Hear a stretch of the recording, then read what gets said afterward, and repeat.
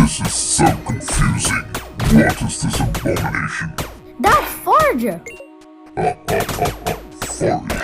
What a silly name. It may be a silly name, but it's an awesome game. Rubbish. Hey, don't call my game rubbish. Why don't I explain this to you? Looks like we have a deal. You bet we do. Hey viewers, welcome to Red.Byte. My name is Clyde, and today I'm going to be reviewing gameplay of The Void in Forager.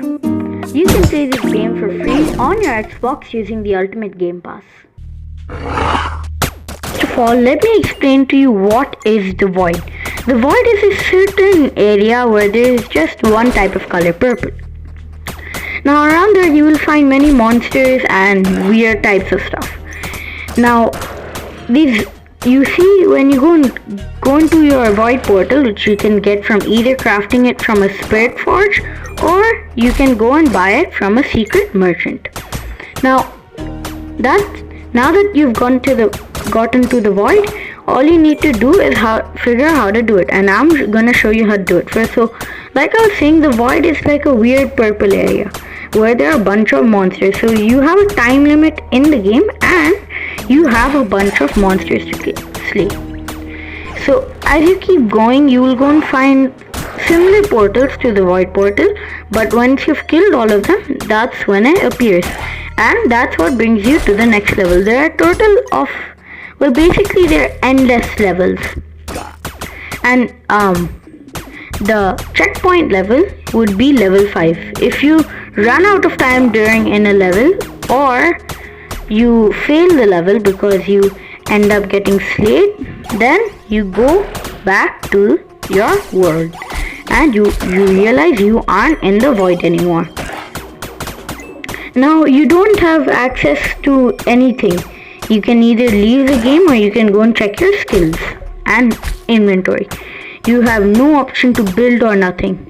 Now the void is also an extremely useful area if you want to go and get crystal. Let's say you want to get crystal to complete the museum. Well, in the museum you have a need of 30 crystal.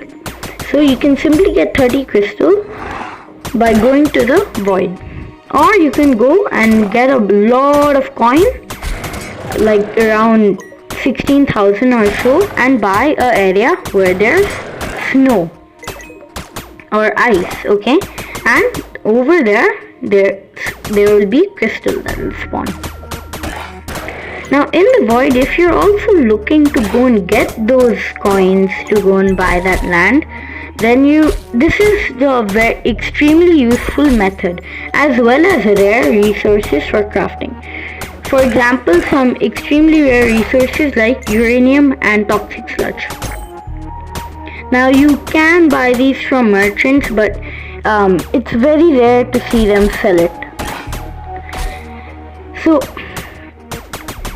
if you go and get to the level 5, once you've gotten to the void and you've killed every enemy in level 5, then a treasure chest will drop.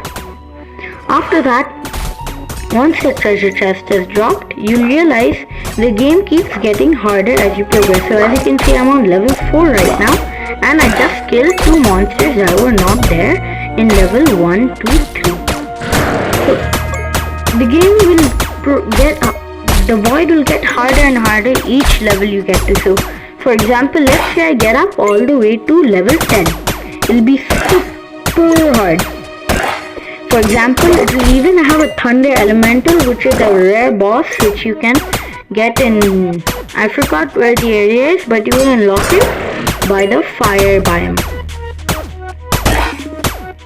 Now if you haven't played the void already and you don't have good gear, I suggest you go and at least get a gold sword and a golden bow. This will go and help your chance to complete. Because as the levels get harder, when I did the void for the first time, I failed at least twice. After that, I upgraded my gear, and with the Thunderstrike potion, I managed to complete the level.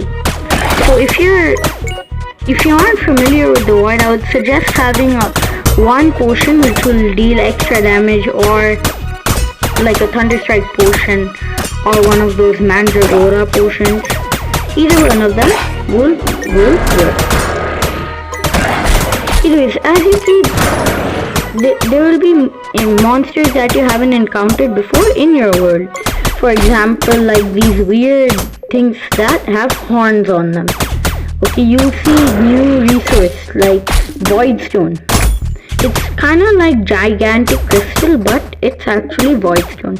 Like this stone in the world, in the void, it has its own stone. Now I would also recommend having the super magical scepter and a wand. With those two things, you can go and fire the wands infinitely. After that, as you can see now, I'm sacrificing a few of my items for coins. So I'm doing this for one reason. I'm trying to also get void steel. It's a very rare steel, okay? One of the strongest ones in Forager. And you need void steel to craft something called cosmic steel. And I think it is the toughest metal out of all of them. Anyways, with that steel, you can go and craft the obliterator, but that's a different story. Now, as you can see, there are even higher levels than level 5. Like I just went on to level 6. Let's say you don't want to progress further. Either you can leave or you can wait for an enemy to go and slay you so you can respawn back in your world. Or you can just wait for time to run out. Now I would also recommend bringing droids with you if you want to go and collect all these rare resources and to get help for your combat. So this was a walkthrough of the void, and I hope you find it very useful. Hope you like this video. And yeah, just one quick tip before I go and stop. You know that little white arrow, if you get confused of where the monsters are, that little white arrow points to where the monsters are. So if you wanna go and get a little help finding out where the monsters are, that's how you find your help. See ya!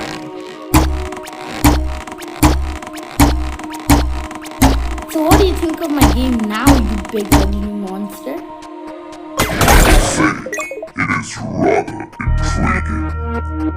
There you go, viewers. Even the monster likes the game. Why don't you try this game for yourself?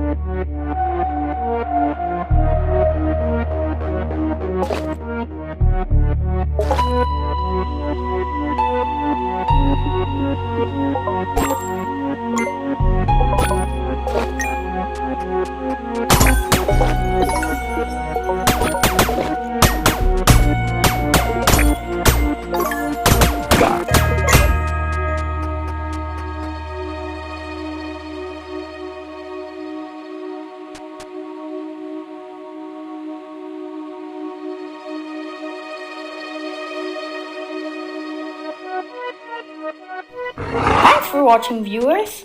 Don't forget to like and subscribe.